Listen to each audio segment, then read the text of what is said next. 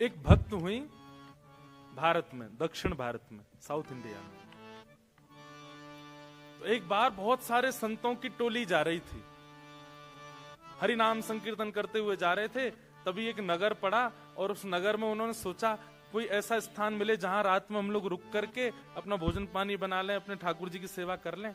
तभी उनको एक बहुत सुंदर घर दिखाई दिया और उस घर के बाहर बगीचे में बहुत सुंदर सुंदर पुष्प आदि सब लगे थे। तो प्राचीन भारत में अगर संत महात्मा ऐसे चलते फिरते गांव में कहीं रुक जाएं किसी के घर के बाहर, तो कोई रोकता नहीं था, बल्कि घर वाले सेवा और करते थे कि संत आए हैं भैया। तो एक घर के बाहर सब संतों ने अपना धूना जमा लिया, वहीं बैठ करके टिक्कर बनाने लगे, अपने ठाकुर की सेवा करने लगे।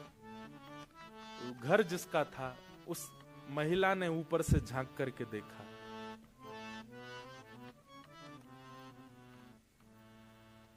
उसके नेत्र सजल हो गए कि आज मेरे द्वार पर संत आए हैं, मैं कुछ सेवा करूं।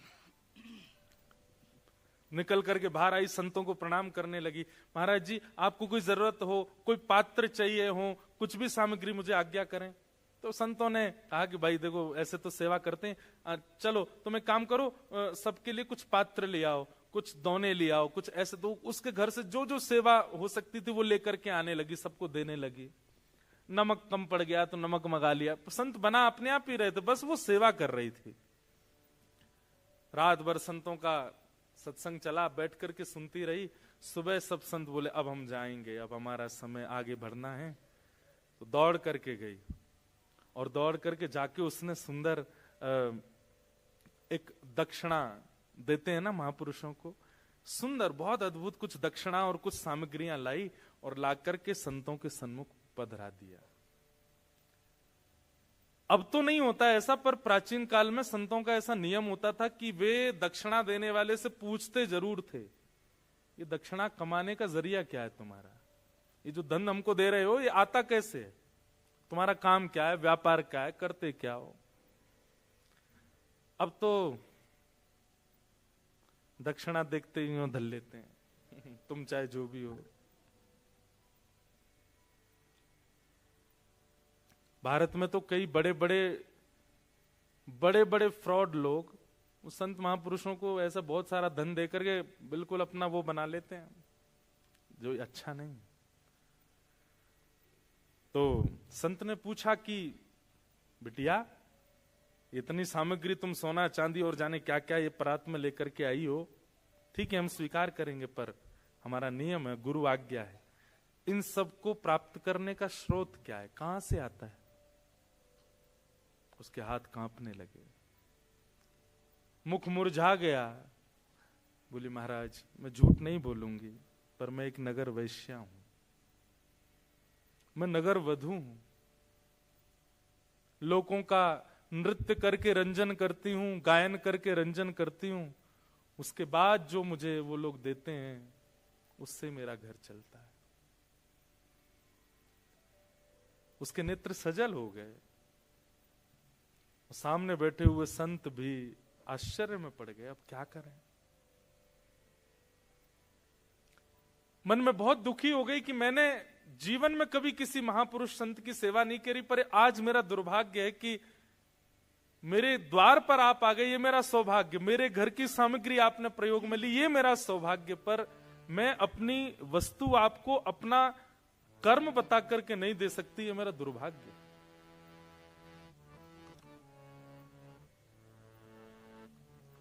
संतों ने मुंह फेर लिया, धीमे से सामग्री उठाने लगी, हाथ कांप रहे हैं, क्या करूं। आज पहली बार उसको ग्लानि हो रही है अपने ऊपर। लेकिन संत हृदय नवनीत समाना, संत का हृदय कैसा होता है, मक्खन के जैसा। जैसे मक्खन अगर गर्म चीज के पास भी रख दिया जाए पिघल जाएगा, ऐसे संत होते हैं, वो देख नहीं पाए उसके पीड़ा को। बोले इधर आओ, क्या बात है। बोले बस मैं नहीं दे सकती आपको, इसका बहुत ग्लानि है मुझे। संतों ने कहा हमने एक उपचार ढूंढा है, यदि तुम देना ही चाहती हो तो हमारी एक बात तुमको माननी पड़ेगी। क्या? वो तो बड़ी खुश हो गई, आंसू पोंछ ली, बैठ के बोले आप जो कहेंगे मैं करूंगी, मुझे बताइए। बोले पहले रुपए से लेकर के अंतिम तक तुम्हारे पास जितनी संपत्ति है, ये सब ठाकुर जी की सेवा में अर्पित कर दो। कुछ भी अपने पास मत रखो। ये तुम सामग्री लेकर के आई हो, दक्षिणा हमको दे रही हो, हम इसको तो स्वीकार नहीं करेंगे, पर यह भी अगर चाहती हो कि हम लोग स्वीकार करें, तो श्री रंगनाथ भगवान का मंदिर है दक्षिण में, तिरुचिरापल्ली में। वहां रंगनाथ भगवान का अपनी संपूर्ण जीवन की कमाई से सुंदर स्वर्ण का मुकुट बना करके और ठाकुर जी को पहना दो, तो तुम्हारी ये संपत्ति स्वीकार। बोले आधी अधूरी नहीं, अब देने का मन ही हुआ है तुम्हारा और इतना भावुक हो ही रही हो, तुमको ग्लानि हो रही है ना अपने कर्म के ऊपर, अपने भाव के ऊपर। ठीक है, हम आज्ञा करते हैं, इस ग्लानि का एक ही प्रायश्चित है, अपने जीवन की सारी संपत्ति ठाकुर जी के चरणों में अर्पित करके वैष्णव हो जाओ। अब चिंता मत करना आगे अपने भोजन की, प्रसाद की, सब ठाकुर जी करेंगे, लेकिन अब जो कुछ भी है तुम्हारे पास सब अर्पित कर दो। मैं एक बात कहा करता हूं, हमारे जो ठाकुर जी है ना, इनको मैथमेटिक्स नहीं आती। ठाकुर जी की मैथ्स अच्छी नहीं है। हम बस दो ही चीज जानते हैं, क्या? पूरा पूरा दो, पूरा पूरा लो। आप कहो ठाकुर जी ये मेरी कमाई है, इसमें से इतना बेटी का, इतना बेटा का, इतना पत्नी का, इतना मेरा, इतना परिवार का, और फिर जो बचा थोड़ा सा, ये ठाकुर जी आपका। ठाकुर जी कहते हैं मेरी गणित बेकार है, मैं पूरो और पूरो यही आवे बस। ब्रजभाषा समझ रहे हैं ना? पूरो दे दे, पूरो ले जा, और कछु ना आवे मुंह पे। तो संत ने वही बात कह दी, बोले कि अब तुम एक काम करो, अपने जीवन की पूरी जो तुम्हारी संपत्ति है उससे मुकुट बनवा करके ठाकुर जी को अर्पित कर दो। उसके मन में किंचित भी भाव नहीं आया कि ये मैं कैसे कर सकती हूं। उसको तो ये लगा कि मेरे द्वारा कोई सामग्री स्वीकार की जा रही है, ये मेरे लिए बहुत बड़ी सौभाग्य की बात है। और कुछ सामग्री नहीं, पूरी सामग्री स्वीकार की जा रही है। तुरंत लग गई। बोले महाराज जी आप बताइए, जैसा आप बताएंगे वैसा मुकुट बनवाऊंगी। पूरा बनाया गया, ऐसी मणियां, ऐसे ये संपत्ति देखी गई। कितनी संपत्ति है, संपत्ति इतनी निकल करके आई महाराज उसकी। बोले इसका पूरा मुकुट बनवाओ ठाकुर जी का। अद्भुत मुकुट निर्माण हुआ। और जब तक मुकुट निर्माण का कार्य चला तब तक साधु महात्मा कहीं गए नहीं, उसी घर के बाहर जहां बैठे तो वहीं बैठ करके वो भजन संकीर्तन करते रहे। वो इतनी आनंद में कि मेरे संपूर्ण जीवन का जो भी कुछ था सब ले रहे हैं ठाकुर जी मुझसे, कुछ भी नहीं बचेगा अब मेरे पास। 50 दिन के बाद मुकुट तैयार हुआ और उसने पूरी संपत्ति, अपना घर भी बेच दिया, जमीन भी बेच दी, जो भी कुछ था कुछ नहीं बचा, शून्य है। एक परात है बस, उसमें मुकुट रखा है। और संत बोले अब इसको लेके चलो। नाचते गाते हुए एक नगर वैश्या, नगर वधू को बीच में लिए, चारों तरफ संत नाचते गाते हुए उसको लेकर के जा रहे हैं रंगनाथ मंदिर, ठाकुर जी को अर्पित कराने के लिए। उस वैश्या के समर्पण को देखकर के संत ने एक घोषणा और कर दी। क्या? बोले ये मुकुट कोई पुजारी नहीं पहनाएगा, कोई संत नहीं, तुम खुद पहनाओगी ठाकुर जी को गर्भगृह में प्रवेश करके। अब सोचिए आप, कई बार बंधुओं तन का शुद्ध होना बहुत आवश्यक नहीं होता है, पर विचारों में अगर आपकी शुद्धता है ना तो ठाकुर जी आपसे बहुत प्रसन्न है। कई लोग हैं, वो लोग दिखते बहुत साफ सुथरे हैं, वो लोग दिखते बहुत बिल्कुल क्या बोलते हैं उसको, हाइजेनिक दिखेंगे बिल्कुल महाराज, एक बाल भी इधर उधर नहीं होता उनका, ऐसे बाल काटते हैं, शर्ट वर्ट ऐसे पहनते हैं, बिल्कुल एक चीज भी ऐसी वैसी नहीं हो जाए, बहुत व्यवस्थित रहेंगे। अगर वैष्णव भी है, तुलसी पहनेंगे, तिलक भी बिल्कुल स्ट्रेट, किसी भी रूप में वो नहीं दिखे, पर कहीं ना कहीं मन दूषित होता है। आज वो वैश्या भले ही है, शरीर उसका अपवित्र है, पर उसका हृदय इतना पवित्र था, साधु ने कह दिया तुम ही मुकुट पहनाओगी ठाकुर जी को जाके। मंदिर के सब पुजारियों में बातें बनने लगी। बोले महात्मा का बुद्धि खराब हो गई है, बताओ एक नगर वैश्या को लेकर के आ रहे हैं, और चलो ठीक है, उसकी संपत्ति से तुमने मुकुट बनवाया, ठाकुर जी को दे रहे हो, लेकिन इतना तो नहीं कहना चाहिए था कि वो जाकर के ठाकुर जी को पहना दे। और वो महात्मा इतने पहुंचे थे कि उनको कोई मना नहीं कर पा रहा था। लेकिन मैंने एक बात कही ना, ठाकुर जी परीक्षा बहुत लेते हैं। देता है कन्हाई जिसे प्रेम की दशा, देता है कन्हाई जिसे प्रेम की गा सकते हैं दशा।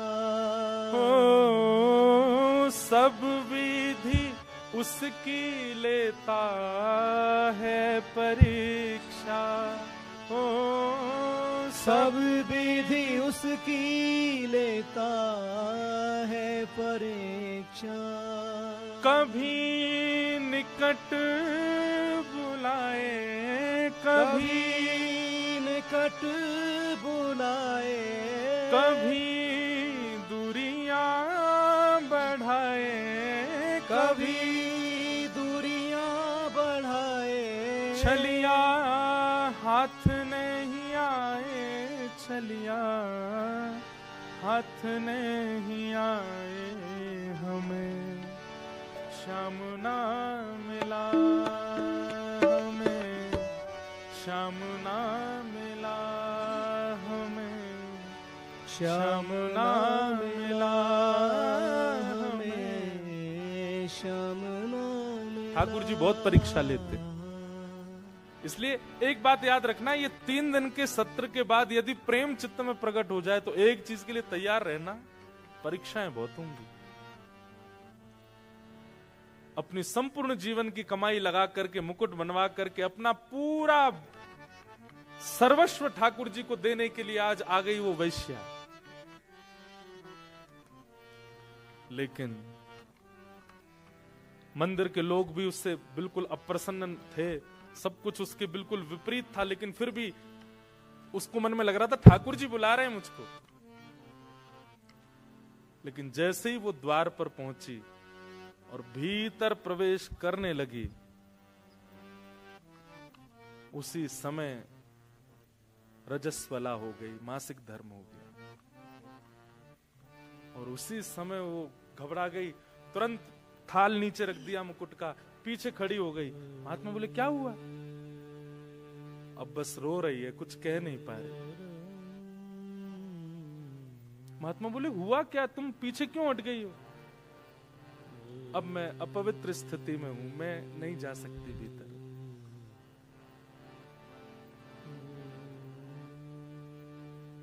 उस समय महात्मा बोले इसका भाग्य कितना दुर्भाग्य है, पूरा जीवन नगर वैश्या बनकर के रही, जो धन कमाया उसमें से संतों को देने का प्रयास किया तो हम ले नहीं सकते। दूसरा निधान निकाला कि कुछ भी ना रखे, सब कुछ ठाकुर जी को दे दे।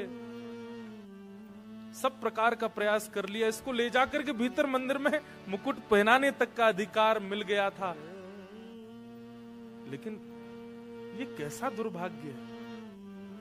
निश्चित ही अपने पूर्व काल में, पूर्व जन्म में पता नहीं क्या ऐसा अपराध बन गया इससे, ठाकुर जी इसको स्वीकार नहीं कर रहे हैं। मंदिर के कुछ विपक्षी लोग खुश हो गए, बोले हम तो पहले ही मना कर रहे थे, देखो ठाकुर जी ने ही ऐसी लीला कर दी, अब ये जा नहीं सकती भीतर। आप वेद शास्त्रों के विरुद्ध जाकर के काम कर रहे थे महात्मा, देखिए ठाकुर जी की लीला। बैठी बैठी रो रही है, लेकिन उसको आत्मग्लानि नहीं है।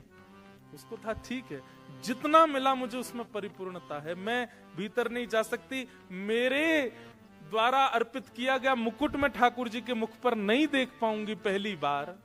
पहली एक होता है ना, कोई वस्तु कुछ देता है तो उसको रहता है कि पहला दर्शन मैं करूं। कोई बात नहीं। महात्मा थाल उठाए, बोले बिटिया अब तेरी तरफ से मैं जा रहा हूं, जाइए आप, मुझे बस बता देना कैसा लगा, ठाकुर जी के मुखमंडल पर थोड़ी मुस्कान आई कि नहीं पहन के। भीतर गए, महात्मा के नेत्रों से अश्रुपात और वो अश्रु जल मुकुट पर गिर रहा था। और बार बार कह रहे थे ठाकुर जी आपकी भक्त वत्सलता कहां गई आज? परीक्षाएं आप लेते हैं, आपका स्वभाव है, पर इतनी क्यों लेते? जैसे भीतर प्रवेश किया, श्रीमन नारायण भगवान के सन्मुख उसको रखा गया। मुकुट की पूजा अर्चना जैसे हुई, और अर्चना करने के बाद पूर्व का मुकुट उतार करके और द्वितीय नया मुकुट धारण कराने की परिस्थिति, जैसे ही मुकुट उठाने का प्रयास किया, खुद ही उठा के लाए महात्मा जी बाहर से, वो इतना भारी हो गया उनसे उठे ही नहीं। 2-2, 3-3, 4-4 वैष्णव लगे हैं उस मुकुट को उठाने में, लेकिन वो इतना भार धारण कर चुका है, किसी से हिल भी नहीं पाया। महात्मा बोले, भगवान मैं तो अभी उठा के लाया हूं, वो पूरे नगर कीर्तन करते हुए वैश्या लाई, अब अचानक ऐसा क्या हुआ, ये मुकुट इतना भारी? तभी देखा तो श्री रंगनाथ भगवान के नेत्रों में अश्रुपात।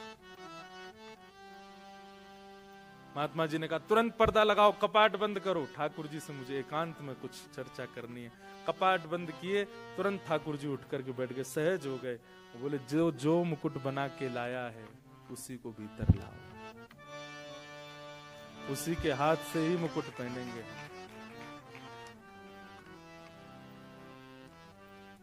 बंधुओं, एक वैश्या, उसके जीवन भर की कमाई, और वो भी रजस्वला अवस्था,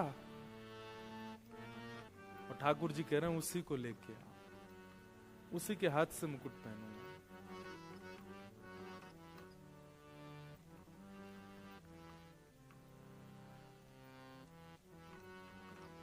ठाकुर जी बहुत प्रेम करते हैं, बस कोई देने वाला हो वो प्रेम। महात्मा दौड़े दौड़े बाहर गए, और बाहर जाकर के देखा तो एक खंबे से सिर लगाए बैठी है, बस रो रही थी। महात्मा जाके बोले, जल्दी उठ। बोले, आप दूर रहिएगा, मेरी छाया भी ना पड़े आप पर। प्राचीन भारत में तो बहुत नियम होते थे। महात्मा बोले, मैं छाया से बचूं, और उस जगत नियंता जगदाधार साक्षात तेरी प्रतीक्षा कर रहे हैं भीतर। हाथ पकड़ लिया उसका, वो रोने लगी, महाराज मुझे स्पर्श मत कीजिए। लेकर के भीतर गए और जाकर के कहा, मुकुट पहनाओ ठाकुर जी को। जो मुकुट कितनों से नहीं उठा, लोग बाग वहां चिल्लाने लगे, कई लोग गालियां दे रहे थे, कई लोग उल्टा सीधा बोल रहे थे, आज अनर्थ हो रहा है, आज पृथ्वी फट जाएगी, आज बहुत बुरा हो रहा है, ये गलत है। लेकिन जिस मुकुट को कोई नहीं उठा पाया, जैसे ही उसने उठाया, उठ गया, और ठाकुर जी ने अपने आप ही, ठाकुर जी की जो प्रतिमा थी उसका मुख नीचे हो गया, और मुकुट ठाकुर जी ने धारण किया। और वो वैश्या, उसकी स्थिति तो कितने दिन के लिए मूर्छा में चली गई, वो मूर्छित हो गई। और जब उसकी मूर्छा टूटी, परम वैष्णव, और कुछ दिन भगवत स्मरण करने के बाद कहां भगवत धाम प्राप्ति हो गई। क्या उसका था? यह है ठाकुर जी का प्रेम, प्रेम लक्षणा भक्ति। बस प्रेम लक्षणा भक्ति का एक नियम आपको ध्यान रखना है, पूर्ण। आधा अधूरा, 1%, 10%, 50%, 60% नहीं चलता, 100 पूरा, तो ही वो प्रेम भक्ति मानी जाती है, नहीं तो नहीं।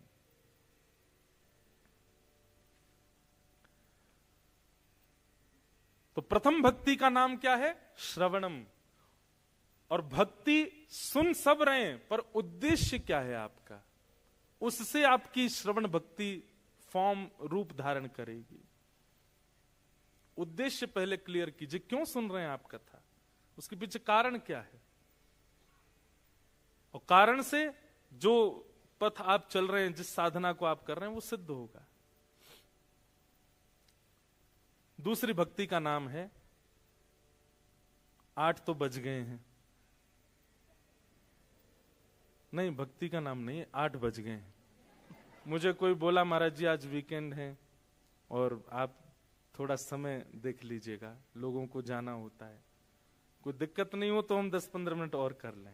हाँ, कर सकते हैं, एक साथ सब बोल दो। लोग कई तो कह रहे 1 घंटा करो।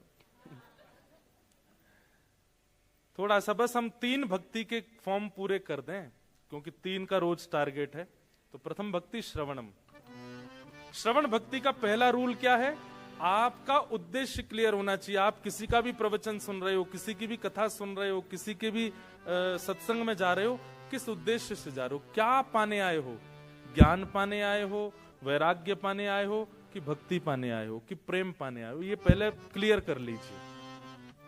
दूसरी बात, श्रवण का मतलब केवल सुनना नहीं होता और सुनकर के भूल जाना नहीं होता, इंप्लीमेंट जरूर करना है। आप यहां से सुनकर के गए, वो आपकी क्रिया में यहां से इस हॉल से निकलते ही वो लागू हो जानी चाहिए बातें जो जो यहां कही गई। अगर आप इंप्लीमेंट नहीं करते तो आपका श्रवण भक्ति व्यर्थ हो जाएगी। किसी महापुरुष ने आज्ञा की कि अभी इसी वक्त जोहान्सबर्ग जाओ, तो आपके पास में ये ऑप्शन नहीं है कि आप उनसे जाके पूछो क्यों जाएं, जोहान्सबर्ग में क्या करें, चले जाओ। इतना विश्वास होना चाहिए प्रवचन के ऊपर। जो बात कह दी गई है, हमारे श्रीमद वल्लभाचार्य जी के शिष्य हुए श्री सूरदास जी महाराज। कौन? सूरदास। हरि दर्शन की प्यासी अखियां, हरि दर्शन की प्यासी। जिन लोगों को दो दो आंखों से ठाकुर जी नहीं दिखते थे, सूरदास जी को बिना नेत्रों के ठाकुर जी दिख जाते थे।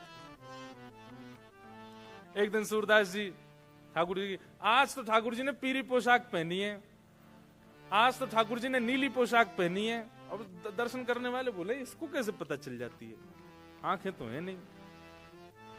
एक दिन सबने पुजारी जी से कहा, बोले ये ना रोज सोच के आता है, हरा नीला गुलाबी, और संभवतः ठाकुर जी वैसे ही होते हैं।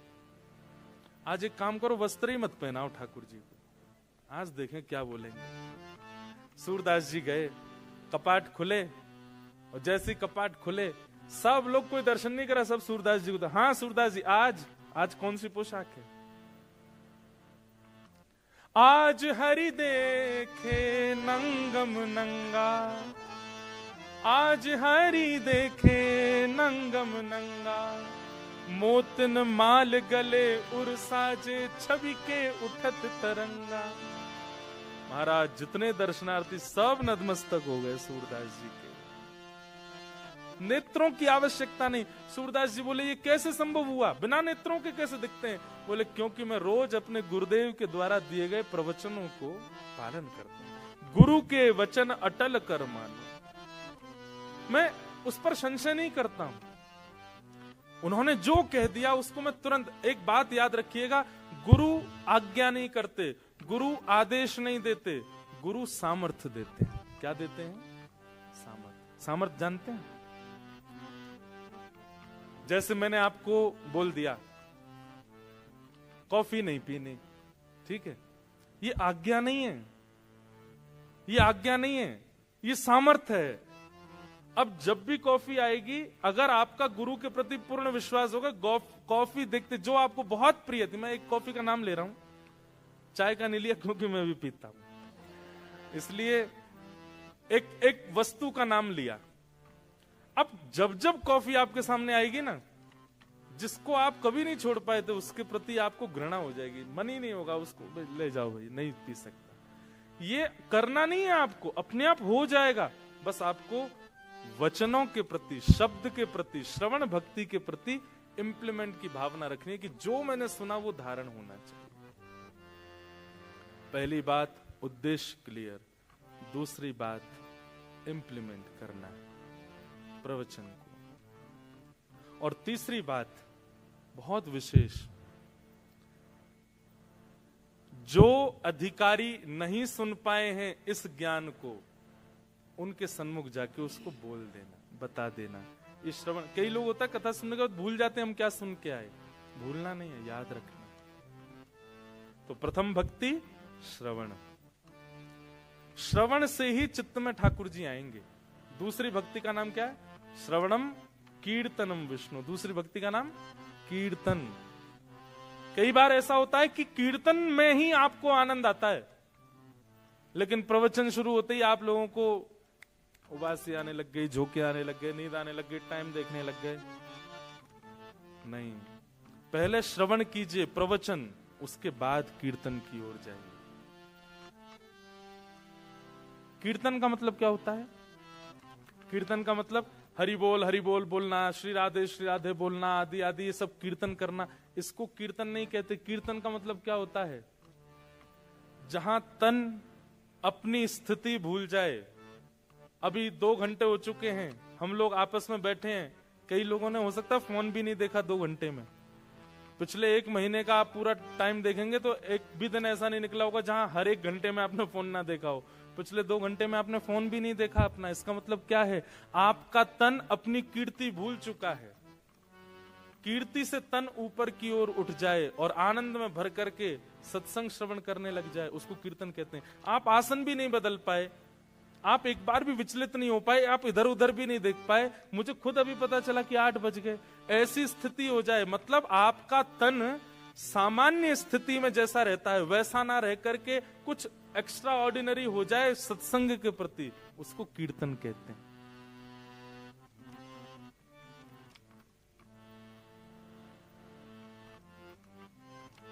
जहां हरि सत्संग आपके तन को ऊपर उठा दे। एक आसन पर बैठ करके आप पूरी कथा श्रवण कर लो। किसी भी प्रकार का आपका जो नॉर्मल रूटीन होता है उसको आप भूल भाल करके और केवल आनंद निमग्न होकर के सुनने लग जाओ, इसी को कीर्तन कहते हैं। भूख, प्यास, निद्रा, आलस्य, ये जो शरीर के धर्म है, ये सब भूल जाते हो जब सत्संग में, तब कीर्तन होता है।